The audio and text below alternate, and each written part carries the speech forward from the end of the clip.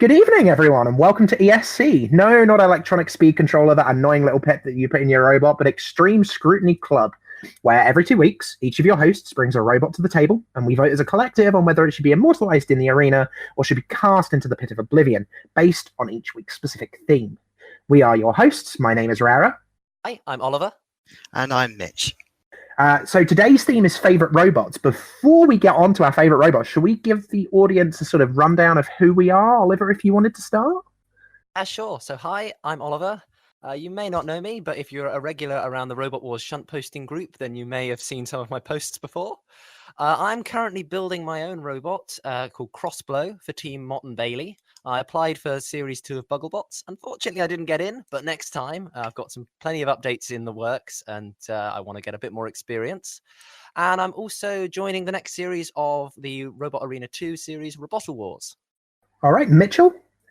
Hi, I'm Mitch. You may have seen me on Shuntposting, but you may probably know me from Robot Arena 2. I host Orcs Wars, which is a fairly popular series based on Robot Wars and a bit of BattleBots thrown in. Apart from that, I draw, I make funny videos sometimes, apparently, and that's about it for me. I'm not very exciting. And my name is Reira, the Empress of Robot Wars Shuntposting. No, don't worry, I'm just a mod. The captain of Team Roll Initiative Robotics, who were very lucky to have guested with Team Zanbot, Bugglebot Season 2. Unfortunately, our Beetleweight, Nat20 and Arcana, neither of them were able to manage to make it on. But again, as Oliver said, next year, we're also taking our first foray into things such as featherweights and antweights. So all of us really generally have a fantastic view and a fantastic fandom aspect of Robot Wars, BattleBots, Bugglebots, and the entire world that goes on behind it. But today what we're going to be discussing is we're going to be discussing our favourite robots of all time. So if I would be so bold as to ask Mitchell to start, I believe your choice was Thermidor 2. You now have 5 minutes to discuss your robot and put your point forward as to whether you want it to be ascended to the arena or sent to the Pit of Oblivion, as it's your favourite robot, one would hope the former of the two. And then we will have 10 minutes together as a full debate to make our decision and cast our vote. So, Oliver, as you are our time man, if you'd like to prepare the 5 minutes on the clock. Be in waiting. Okay. Mitch, if you'd like to begin, talk about Thermidor 2. Right, so Thermidor is one of the first robots I remember on Robot Wars. I don't remember what the first robots were, I don't remember what the first episode was. But I remember Thermidor versus Pussycat, and I just remember the Thermidor theme, that's not right, the lobster theme, the face. I'm a sucker for robots with faces. And as I started watching Robot Wars, I noticed that Thermidor was pretty effective. It looked effective. It flipped robots out of the arena, which Oliver will talk about a certain one after, maybe, I don't know. And I thought that's pretty good, to be honest. Good theme. I think that's you're already getting evil little snipes in before Ollie's even mentioned which robot his is. What can I say? I'm an evil bloke, kind of. So yeah, Thermidor has just always stood out to me as a robot because it's one of those robots that I think mixes the theme and the creativeness with, I would like to say, effective. We do know sometimes that Thermidor has absolutely plummeted and crashed before it got to soar into the sky. But I feel when it has proved itself in a series, you know, it's flipped robots out the arena, it's made a pretty good distance in the championships, it's lost to pretty decent robots as well. I don't know what else to say. It's just a robot that touches the creative side. Are you going to open it up to the debate then? I think that's all I really have to say. I don't have much else to say. I'm just a bit of a fanboy for the robot. So yeah, why not? I mean, again, this is the favourite robots episode. So of course, you being a fanboy for that robot is a particularly good thing. So Ollie, if you wanted to swap us over to the 10 minutes discussion clock, we now have 10 minutes between the three of us to discuss Thermidor 2, its achievements and its unfortunate moments. And then at the end of that 10 minutes, or if we reach the vote beforehand, we will vote to either ascend it to the arena of the god robots or to cast it down into the dark depths of the Pit of Oblivion. So, Ollie, if you have the time ready.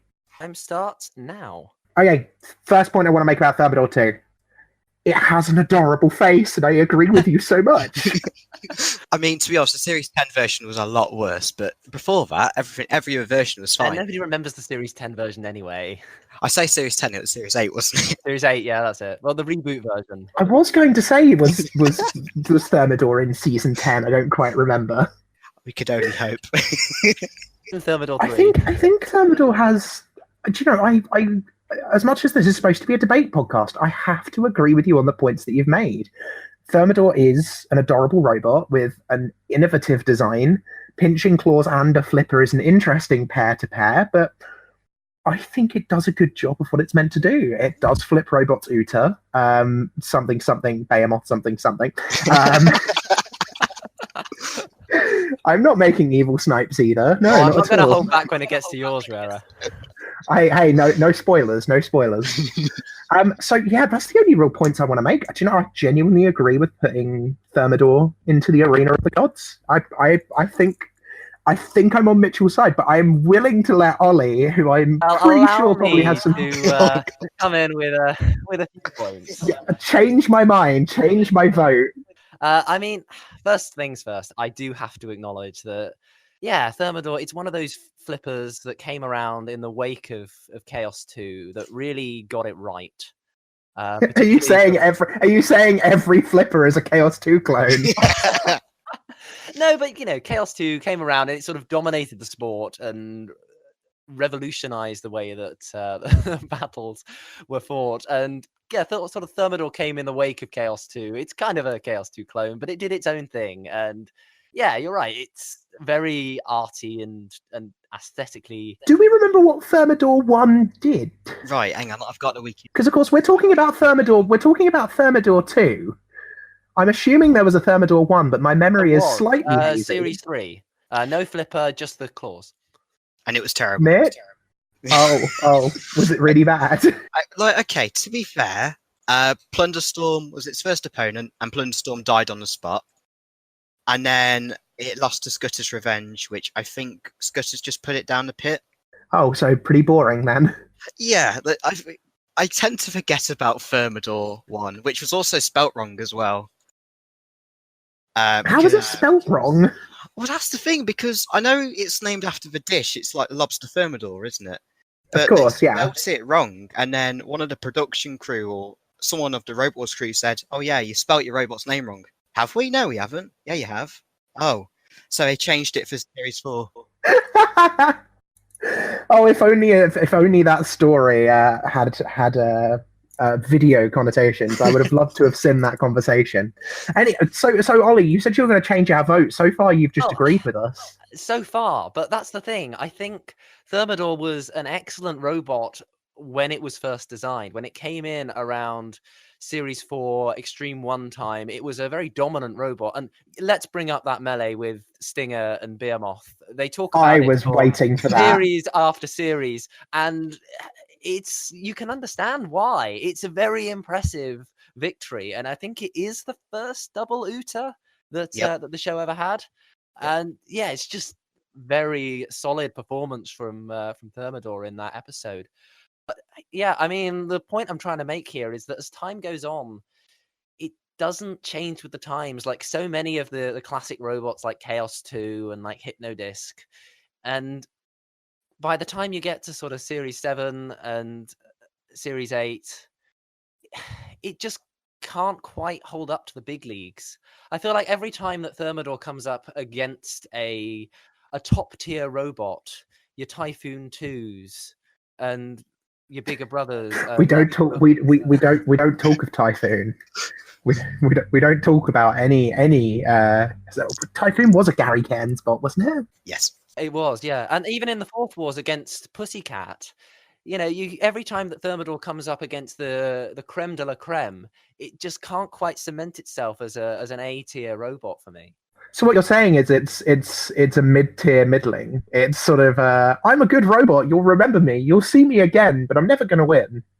Exactly. And this in Series 6, it gets one-sided drive knocked out by 13 Black, and it just continues to have again a very strong robot though. 13 Black is again a very... So all you're saying is when it goes up against robots that are really, really strong, it loses. But wouldn't that be the case for a lot of robots? But I think Thermidor it's remembered as one of the greats of the classic wars. And I think it's questionable as to whether or not it really deserves that reputation. I mean, it comes back in Series 8. Barely any changes have been made. Harsh. Hold That me is back. harsh to say. Aluminium armor and kind of sort of useless little claws that barely do anything really, and gets knocked into the pit and KO'd, and it's just disappointing. Harsh words. Okay, how are we doing for time? We're still doing fairly well. Okay, Mitch, you must have something to say to that. I do. I'm rolling up my sleeves here. That's just rude. Okay. Not doing well for time. We are a minute over where we should be, but a minute. Well, we ate into some of the time. We had some of the spare time from the other bit, so I think let Mitchell say a little bit and then go to our votes, because I think I'm pretty happy with where my vote lies. Ollie's just scared. That's what it is. Okay, so yeah, lost to Pussycat. That's one of the points I made earlier. You mentioned Series 7. But to be fair, it did make the first round of the semi-finals where it did lose to Typhoon. I think it flipped Mighty Mouse out in the Heat final, which, let's be honest, it's Mighty Mouse. Nothing too impressive. Not much of an achievement. Yeah, I know. Hey, Mighty Mouse is Mighty Mouse, but okay robot. Not strong competition. Mighty Mouse is a robot. But to be fair, right, it did actually beat Typhoon 2 once, and that was in the first round of the Extreme 2 Annihilator, where it flipped over. I'm glad you mentioned that, because I did watch that fight in preparation for our episode, and I did genuinely think, how on earth has Thermidor beaten Typhoon? Yeah, this is going to be interesting. I'm happy to cast my vote. Ollie? I think I'm ready. Yeah, I guess I'm ready too. Yes, so if you'd like to start us off, where would you like to place Thermidor to?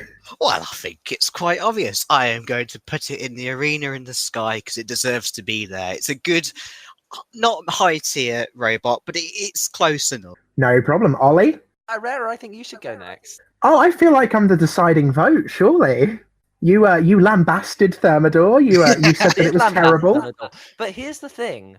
As much as I like to play devil's advocate, Thermidor, it's well designed, and yeah, it didn't quite receive the upgrades that it needed to.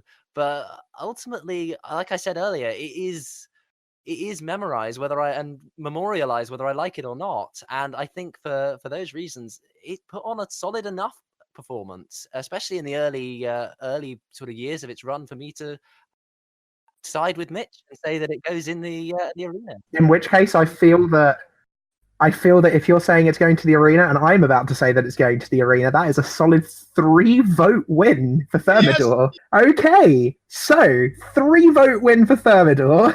I'm just recording that into our Hall of Fame, which hopefully at some point will become available for our listeners. But currently, our first member of the Hall of Fame is Thermidor, who's been ascended to the Arena of the Gods. Yes, first victory in this podcast. Okay, I think I'd be more than happy to go next. This is going to be an interesting one, because I've been taunted by Ollie in the weeks leading up to the recording, and I kind of fear what's about to happen. So, do we have 5 minutes on the clock? Let's get 5 minutes up now. So, my robot, I will announce now, is the darling of Dartford itself, Detonator. Now, anyone who is a regular of Shuntposting or has met me in person will know that Detonator is my favourite robot. So the points that I am about to make once the 5 minutes begins are going to be, let's put it nicely, as biased as fuck. Well, if you're ready to begin, the 5 I'm ready to begin. In 3, 2, 1. So, Detonator. To look at it to begin with, yes, it's a weird green dome. It's not entirely round and not entirely a dome, but it is indeed a green dome on 2 wheels and a caster with a red pole of questionable weaponry. However, this robot series is to debate whether or not, that this episode even, is to debate our favourite robots. And the one thing that Detonator did was make me absolutely fall in love with the idea that anyone can make a robot. Now, hear me out. it may have not done well. It may have not really deserved its spot going through the gauntlet in season 1 because it didn't really make it off the turntable. But Detonator is an attribute, and the napalm robots following it are an attribute that no robot is truly terrible. No robot is truly the worst. And hear me out. As much as Detonator was fed to the Americans for a free victory in the World Series, and you two could not deny that that was what they did, Detonator was robbed and humiliated. And as much as our wonderful team captain of Detonator, of course, forgot the batteries in that one famous incident, which I'm sure you're about to lambast me for in your 10 minutes, Detonator is an adorable robot with the context around it that anyone can get into this sport, and you don't have to be the most knowledgeable, you don't have to be a welder, you don't have to be a blacksmith, a designer, an engineer to get into roboteering. And a point that I will make throughout this entire series of ESC is that part of why I got into robotics was Detonator, because I took a look at that robot as a starry-eyed little girl and went, I can do that. I can build one of those. Maybe because Detonator is a little trashy. Maybe because the napalm robots looked like they were just slapped together from bits of chair. But because Detonator was that, and because napalm was like that, I was able to go, screw it. And I am now able to say that I own 2 robots, and possibly more once this episode even airs. Who knows? That's about all I want to say. There's not much more you can say about a robot that's only had one real 1v1 fight, and Frenzy may have killed it. But at the same time, Detonator is the star of my heart because of its ability to tell people, yes, go out there and do it, and yes, you can. And that's the point I want to make. So I'll end my 5 minutes there and open it up to debate. So if I'll let Ollie get the 10 minutes on the timer. I don't want to rip it apart now. Yeah. Like Frenzy did. Tactics. Oh no. Tactics. That's what I did. I used tactics to make you feel bad. Oh, dear. But okay, Right, Ollie, when the 10 minutes 10 on the minutes clock. are ready. So I will Okay. start now. It's hard to follow such a strong sort of opening statement from you there. But what I will say is, if you're going to pick any robot as your icon of home-built engineering, you have 12 series of Robot Wars to choose from.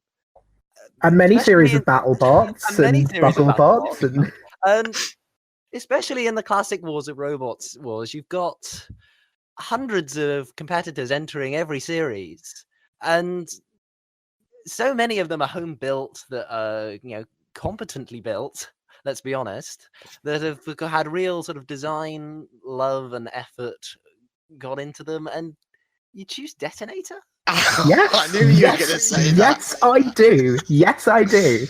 Because that robot is an adorable green dome of red pole ramming power. I'm assuming that's what the weapon was supposed to do. I mean, yeah, what weapon? A red ramming pole. No, this is Series 1, and they didn't really have a full understanding of the nature of robot combat yet, but I'll admit that was not really a weapon. Okay, I will concede that the weaponry on Detonator was, in fact, just a piece of plastic piping, one would assume. But it was sharp. I guess what my point is here is there are so many other robots that you can pick as your icon of home-built engineering. Jellyfish, for instance, the cute little boy that made it out of the heats of Series 9, or the opening melee of Series 9, should I say, and then went on to win some fights and was entertaining and left a smile on all the audience's faces, as most of Dave's robots do. The question I have for you about Jellyfish, if you're bringing Jellyfish into this, is Jellyfish green, dome-shaped, and does it have a ramming pole? Oh, but a panel of Jellyfish is upstairs in my room on display, so there might be that. Ah, so I see. Biased. That's what it is. Come on, Mitch. What have you got to say for yourself? What have you got to... Ollie, you say I take low blows, but that was just horrible. How I had dare to do you, it. sir? I've been hyping it up for weeks. That is just out of bad form. Bad form. Right, okay. I've got to be fair. It was Series 1. And no one knew what they were doing. Like, the winner of Series 1 was literally a wedge with a saw blade on the back. But it was still iconic. I mean, the one thing I will say against my robot is Series 1 had Mortis, and we can't ever say that Mortis didn't know what they were doing. So... That's a good point. I forgot about Mortis. So I'll right. shoot myself down slightly with that, but, you know... Okay, right. Now, if we're talking about how it performed, Detonator wasn't the best. It got caught on the turntable on one of those nails that got hammered in onto it. It looks like, you know, something you could see in an apocalyptic of film. 7 meters in the whole series. Oh god! Like, it looks like. Wait, including Series 3's performance, or Series 3, no, Series 1. because I remember it running away a lot in Series 3. Series 4, I think. Yeah, I was going to say. So, do you mean the one where it got blattered by Frenzy? It was fed to Frenzy as a sacrifice. In Series 1, it moved 7 meters. It managed to move more in the one fight that it got in Series 4 than it did in its entire main competition performance. I will also make the point, now that we're in debate mode, I will make the point that Detonator is also a local bot to me. I live in Gravesend. Dartford is literally like a 10-minute bus journey away. You know, of course I'm going to support the local team. That's what you do in sport ball, isn't it? I mean, that's fair, to be quite honest. The only person I know from commentary, I think, is Grunt, and that was a reserve robot, so, you know. Oh, that's hard. Devon has the Series 6 Spin Doctor, so... I hate you all. Devon had the first concussion, didn't it? That's Dorset. Devon has... Oh, of course, yes. Chronic... Places beginning with D. It has Chronic. It has the crushing lifting thing from Series 7. I can't remember its name. It has a few, but nothing really exciting. It's Dorset that's got Razor and Concussion and all that. Yeah, Dorset's got a bit of a reputation. And I've got Cornwall on one side of me, which has got robots like the Series 1 champion Roadblock. And they're definitely not the same robot Beast of Bodmin. That's definitely not the same robot. Don't look at it. Don't look at it. No, it's not the same. Somerset's got Wheelie Big Cheese and Nuts 2 and the Axe or an Iron Ore robots. And yeah, we're just sort of sandwiched in the middle with very little to be proud of. Although we do have very jealous of you guys. Essex has got some interesting robots, and they're just across the water from me. But you'll hear more about an Essex robot in episode 2, so I'm not going to spoil that just yet. But okay, how are we looking for time, Ollie? Because I'm ready to cast my vote. Let's put the brakes on a minute. Hang on. Oh, hang on. Mitch has got more to say. I have got more to say. We went on a bloody tangent on what robots are in what part of England. I've got quite a bit to say. I hate to break this to you, but that's what the podcast is going to do. Tangents. Yes, I know. But this short talk has got some stuff to say. He's got some stuff to get off his chest.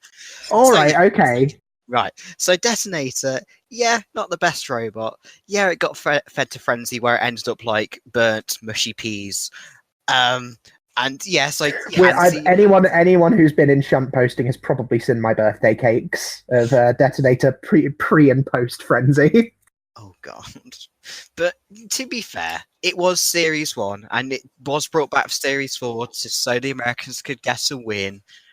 But I'm torn because I love your point of how it made you want to get into robots. And yes, it's Detonator, but hey, we all have robots that got us into this, and I think that's quite a good point. Thank you. But on the other side, I'm sorry, you're thanking me. You're gonna hate me in a minute.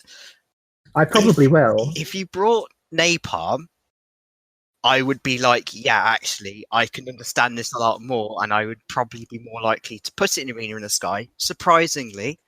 But that's because it did a lot more somehow. It trundled along through series and just died and died and died. It had a butt axe. I mean, butt axes are great. all the good robots have butt axes. We're about to talk about another robot with a butt axe, in fact, but you know. God Yeah. damn it. But yeah, I'm torn. I don't know which way to go. I'm ready to vote. I feel Ollie might be ready to vote from the flaming rage he dropped on me. Can I let you two go first? You want to be the decider? Sure, okay. It's no surprise I'm going to elevate Detonator to the arena in the sky because that's where it deserves to be. Ollie, arena or pit? I mean, this is a hard episode to start off with because all the robots are so personal, and I love the story that you told about how inspiring Detonator is to you. But I have to be objective about which robots deserve This immortalization. entire series is about opinions, not fact. Opinions based on fact, baby. But you got to throw us your In my opinion. What way is it voting? In my opinion, I agree with Mitch that that Napalm had a lot more to offer than Detonator, and I have to cast Detonator into the Pit of Oblivion. No! All right, Mitchell, deciding vote. Oh no! If you're not prepared for this, we might have to find another orc to host for us because no. There's no orcs better than me. Excuse me. I'm not going to have that. If you're going to say that to me, then I have no other choice with my opinions and everything to sadly cast Detonator into the pits of hell. No, okay. So, Robot 2 entering our archives, our Hall of Fame, is unfortunately Detonator with a 1-2 loss cast into the Pit of Oblivion. You monsters. To be fair, at least it's now made some history. I think I'd best leave. I feel like I'm going to die in a minute. Oh, you're not the one who's got to worry, Mitch. Yeah, you're not the one who's sort of on a roboteering team with me. Yes, but also I've still got to pitch my robot. You do? Okay, so... I feel like I've made some enemies this episode. Mitch, should we trust Ollie to do the timing on his own robots on this series? I think we do. I think we trust Ollie to be our time man. Yeah, all right. So, Ollie, bring up 5 minutes on the clock for yourself, because it is time for you to defend the yellow and black robot of every single series but Series 1, if I remember correctly. Is indeed the beautiful, wonderful, and unstoppable machine that is Behemoth. And I am pronouncing it Behemoth. Behemoth. Oh dear. We'll get into the debate when we get into the debate, okay? You get your 5 minutes. Okay, so 5 minutes on the clock. Yeah, so I don't want to become the unpopular one on this podcast by arguing against everybody's machines, and I feel like I'm in a whole heap of trouble now. But Behemoth has been a favorite of mine for quite some time. Even before the reboot series came back, I was never hugely into Robot Wars growing up. I was the generation just after, so I was more into my sort of scrap heap challenge, and I only caught Robot Wars a few times on reruns. But as I explored Robot Wars, especially Extreme 1, I came across Behemoth. And what can I say? Has survived through 11 series of Robot Wars for a reason. Is well designed for pretty much everything that it can be given up against in the arena. The spinner wedge. Cough. The spinner wedge.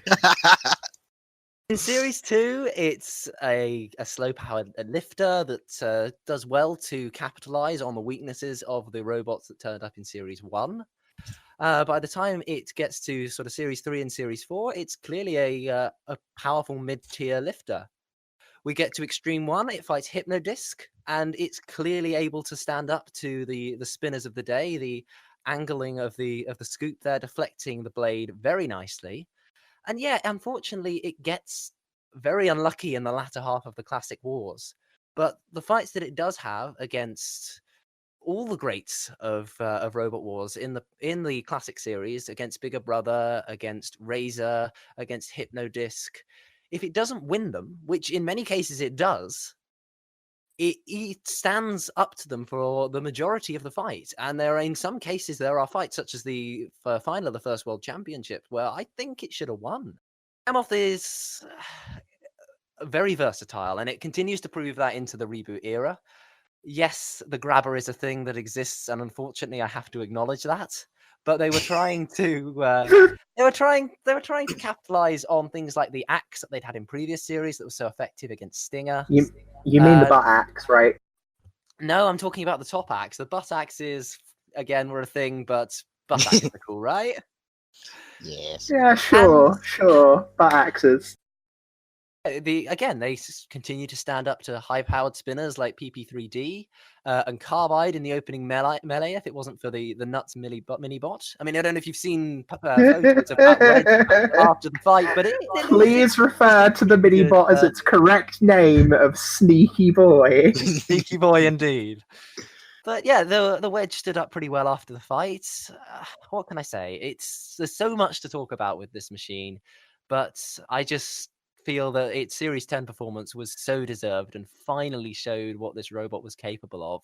And that's pretty much all I have to say. I can wax lyrical and talk about huge amounts of things to do with this robot for hours and hours, but I've got 1:40 left, and I feel like it's time to open it up to debate. Whatever I've let myself in for. I don't want to become the equivalent of Craig Revel Horwood on Strictly and offering all of the horrible advice, and it's now going to come back and bite me. But yeah, feel free to go. I will set up the timer now. Set up the 10 minutes and let's get this debate going. I've been wanting to talk about this for so long. I want to talk about the Stormoth. Can we talk about the Stormoth? Because I feel if we're going to talk about a robot, we need to talk about the team, and I feel that if you're beaten by children, you should not be a child.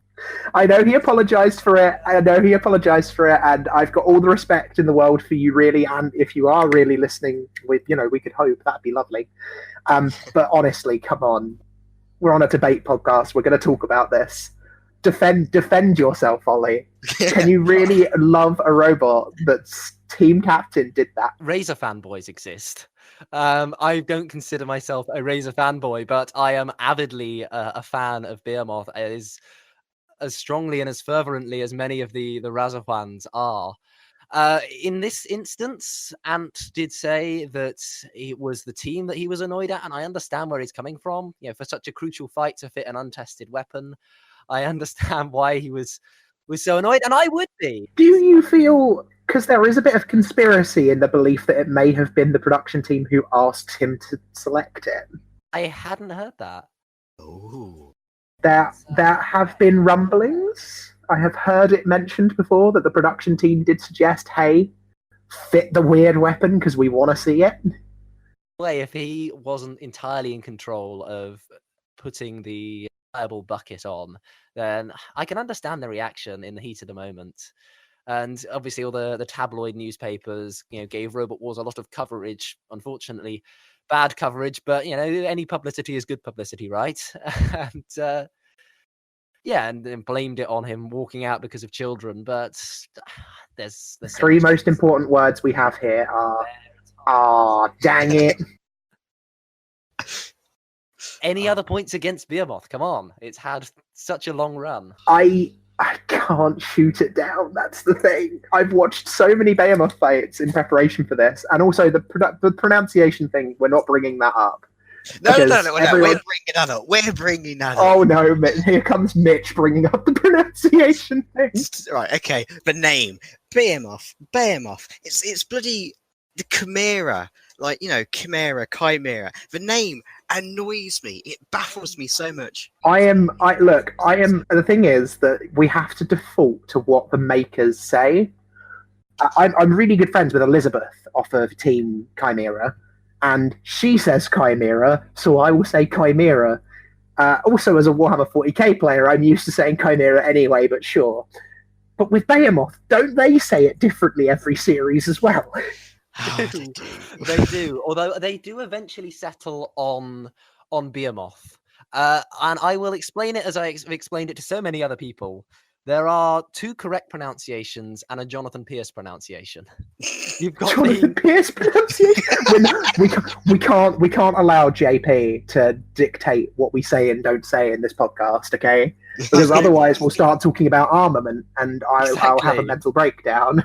So you've got the American and the Irish pronunciation, as far as I know. I mean, that's how, at least how Dara said it, and that is Behemoth. And then you Yes. have the English pronunciation, which is how Craig said it, and it's how I say it, and it's how I believe Ant has been saying it in more recent years, and that is Behemoth. Right. And then what about me saying Behemoth?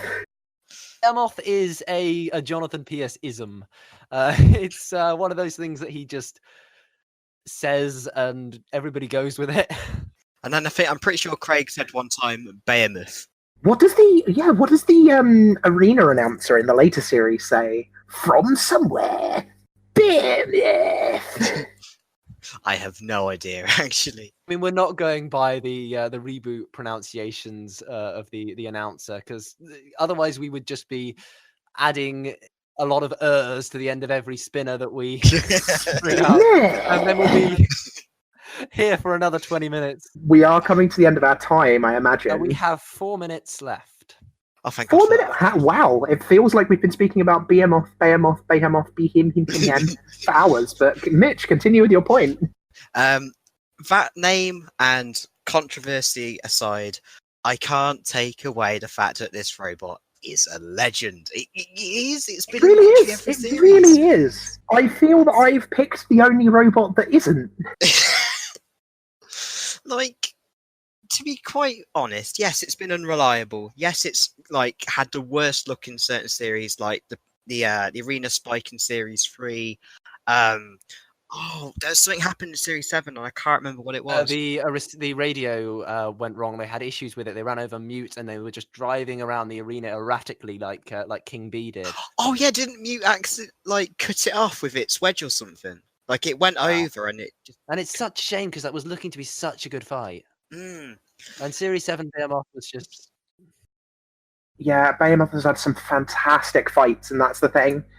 I want to sit here and berate, the one incident, or talk about some wonderful design choices that they have made in their time. But honestly, when a robot's gone for that long and has been so fantastic, I really can't bring myself to put it down. I do have one more put down, actually. Go ahead, Mitch. For it. Referencing early, it got flipped out rather easily by Thermidor, but that's about it, Yeah, that's what I gotta say. Hey, hang on, we've already spoken about your robot. Yeah, I'm just mentioning it again. I will. I've already admitted that is a great fight. And, it is a the really Thermidor good did fight. so well, and I think the Behemoth team, took the tactic that it used to Heart, that Thermidor used to Heart, and then used it against Apollo in the Series 10 Heat final. Yeah, what a to fight be that fair, is. you're not all that What a wrong. fight that is. I have one question for you though, Ollie. Go for it. What if Detonator and Behemoth were to fight? Oh, for God's sake. That's it, I'm leaving. Which iteration of Behemoth are we talking about? Oh, anti-spinner wedge? Just because I hate that. It was effective. It was. It did its job. All right, I'm ready to vote. Do you know what? I can't sit here and try and find a hole in a robot that's just. Why did you have to pick such a good robot, Ollie? Fortunately, there are many holes in your robot. Ooh, okay. I'm sorry, low hanging fruit. I just couldn't. That's hard. I'm sorry, Reira. Oh, do you know what? I want to vote. I want to vote Pit out of spite now, but I can't because I have to do this fairly. So I'll cast the first vote. I'll do it, and I will, for all the points that have been mentioned, and for many, many more, because Behemoth is genuinely a legend. And do you know what? For this, I will genuinely use the way I'm supposed to pronounce it, and I will call it Behemoth Arena. It's got to go to the arena in the sky. You can't not put Behemoth up there. Like, it's amazing. It's been in every competition of Robot Wars since it first entered. So, it's got to go into our arena in the sky, I think. That's my vote as well. Mitch, your vote is worthless, but would you like to cast it anyway? How dare you call my vote worthless? Yes, I have to agree and say that it goes to Arena in Sky. You can't deny it that honour and privilege. That is a second 3-0 win in our first episode. So... Oh dear. Is that good or bad? It's good because it means we've agreed. Yeah. To recap our episode then, to bring us down to a little bit of a close, this has been the Extreme Scrutiny podcast. I hope you've all enjoyed. Episode 2, we will be bringing our favourite obscure robots. So we'll be going away for our 2 weeks, quote unquote. We record these in batches. Don't at us or whatever it may be, and be bringing back our robots. But should we let the audience be excited for what we're bringing? Let's do it. Yeah, why not? So I'll be bringing Centurion from Robot Wars Series 3 and 4. I will be bringing the Series 6 and Series 7 competitor, the Stag. And I'll be bringing the Series 4 to Series 6 competitor, Warhog. Okay, and that's about all we've got time for today. So to recap, Detonator, unfortunately, has been cast into the Pit of Oblivion, but raised up to the arena in the sky for all eternity. Thermidor 2 and Behemoth are our first 2 robots to make the cut. And there we have it. That has been the Extreme Scrutiny Club podcast. So from myself, Reira. And from me, Mitch. And from me, Oliver. This has been ESC. I hope you have a wonderful night.